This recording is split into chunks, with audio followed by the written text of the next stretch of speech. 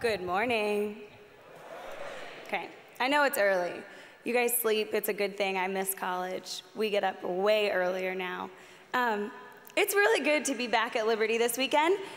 I myself am a Liberty alumni. I graduated in 2011. Graduation is coming, guys. It's worth it. Keep working hard. And Penny Nance, my boss here, our CEO and president, is also a Liberty alum. And so it feels good to be back. I will say, just like all the old folks that came and spoke to me when I was in your seats, that everything is different.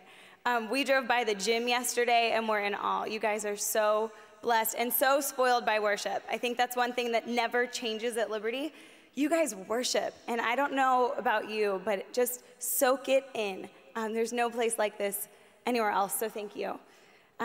Today, Penny and I will be speaking at the Helm Suite at 145, the government suite, and we're gonna do a little Q&A. So we'd love to have you come and ask questions about CWA, about what we do.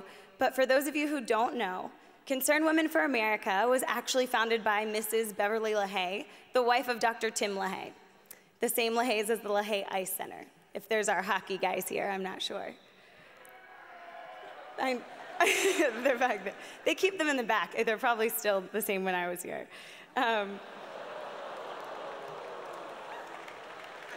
Flames! Now, Penny represents over 500,000 women nationwide and like-minded men. We like to say that we are the only women's organization that actually likes men, so you're welcome to come to our Q&A today if you'd like. We love men, we love the role you guys are playing, the role that we as women play, and we are working on that in DC. David Nasser said it so well, it's not just about public policy for us, it's about the way we posture to the world on the issues that break the heart of God, issues like life, the attacks on marriage and the attacks on people of faith. And we're working really hard, but we can't do it alone. We need you guys. We have a Young Women for America chapter here at Liberty. That's our college chapter version of CWA. So our president is Chelsea Andrews, so if you're interested, find out more from her. And guys, that is where the girls are, so I don't know what more I have to say. You're welcome to come. Like I said, we're working on the life issue.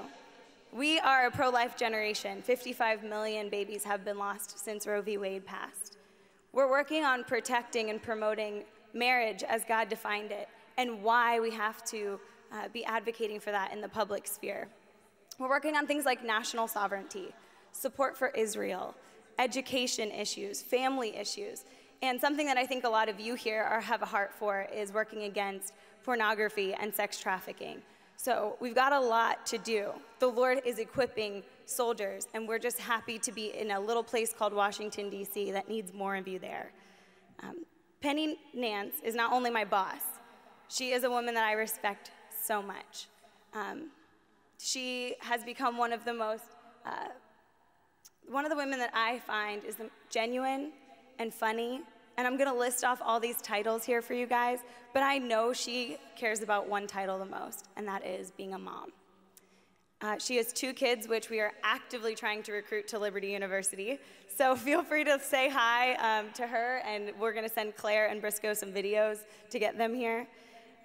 Before Penny was CEO and president of Concerned Women for America, she worked on Capitol Hill. She ran her own lobbying firm and worked for the Federal Communications Commission. Then she joined CWA as the president and CEO.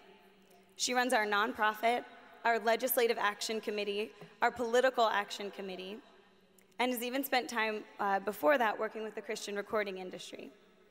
She was recently named one of the top 4 most powerful pro-life female voices by the Christian Post. She's appeared on ABC, Fox News, MSNBC, and CNN, and been in plenty of publications. Because for some reason, to the common world, it's weird to see a conservative woman actually standing up for what she believes in. So they've got her quoted in the Wall Street Journal, USA Today, New York Times, and she's a Christian Post senior advisor. She's my boss. I respect her a lot. She's so fun. We'd love to meet you. Please join us in the Helm Suite at 145 today. So without further ado, Penny Nance.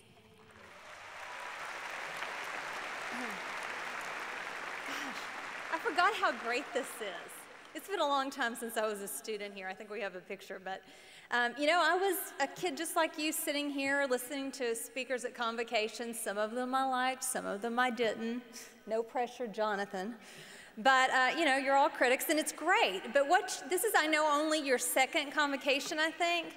You may not have figured it out yet, but you come from a rich tradition of excellence at Liberty University. You come from a place where when Dr. Falwell founded this organization, he very intently invested and worked to raise up the future leaders of this country. You have a rich tradition of activism. And I know that's true because I run into, anytime I'm on the national stage, there's another Liberty University there alongside me, whether it's the national news or whether it's a rally or an event. And I am so blessed to have come from Liberty University and to be a part of that rich tradition. Now it's your turn. I'm here today asking you to grab the flame of liberty and run to the battle.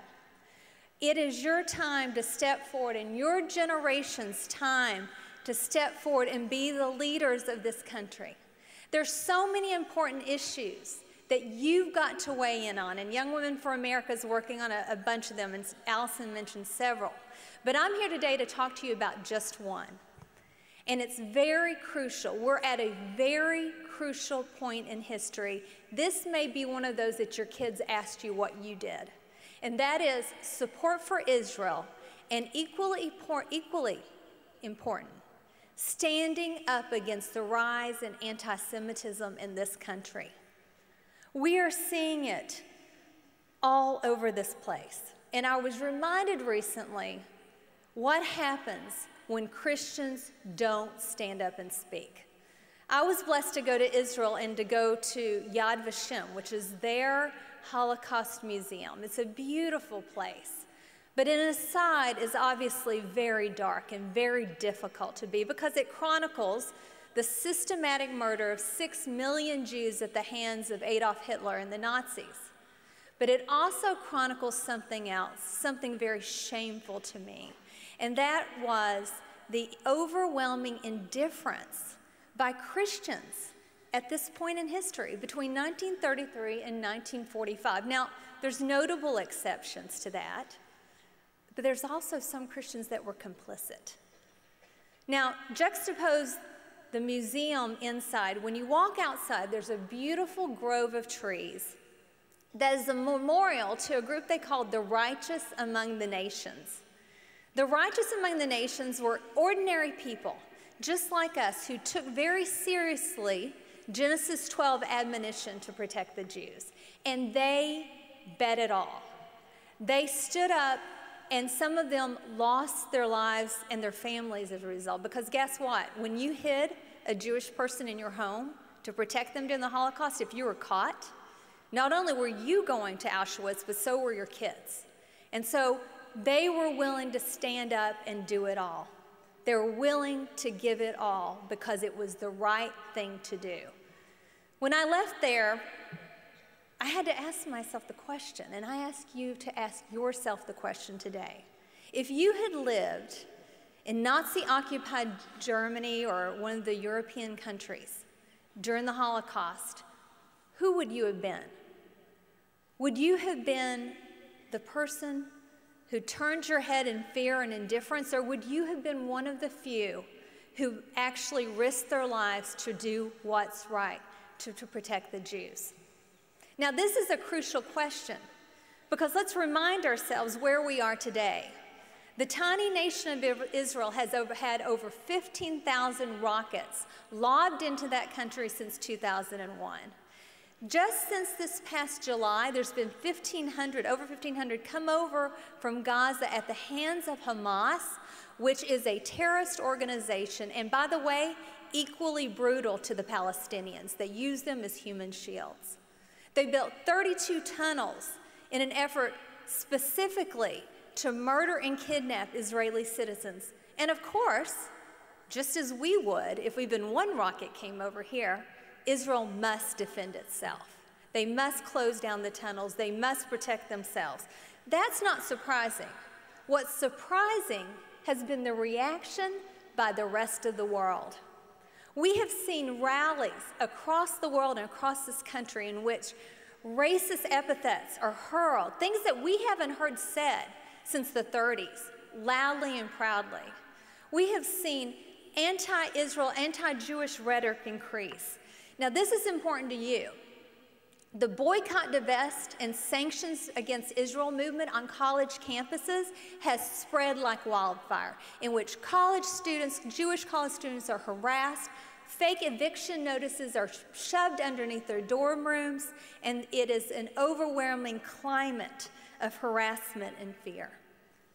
Add to that the fact that Iran has clearly stated their goal is to literally wipe Israel off the map, and they're looking to spin the nuclear centrifuges to do it. And ISIL and Hezbollah eyes them from the north. The world is a very dangerous place today for little Israel, which, by the way, is only the size of New Jersey, surrounded by all these people who hate them. So the question is, what are you going to do about that? Do you care about the fact that Israel is at risk and that Jewish students around this country are being harassed? Are you going to say, not on our watch? Are you going to be the students that stand up and show something different? You show Christian love and caring. So here's my action item to you. This is what I need you to do. This needs to be an inflection point where we say, not on our watch, where Christian evangelicals come together. Join me and Mike Huckabee on October the 5th in Washington, D.C. for a rally from 2 to 4. We're going to make it really easy for you. We're partnering with the university. The university is going to run buses that get you there and back free and no cost, making it easy. Now, I know you're not supposed to have your phones out, but for one time only, briefly, and then you got to put them right away. I'm an authority figure. Pull out your phone and let me know that you want to come. You can email me at lurallybus@cwfasInFrankA.org. That's lurallybus@cwfasInFrankA.org. Grab the torch of freedom and run to the battle. We need you. Thank you and God bless.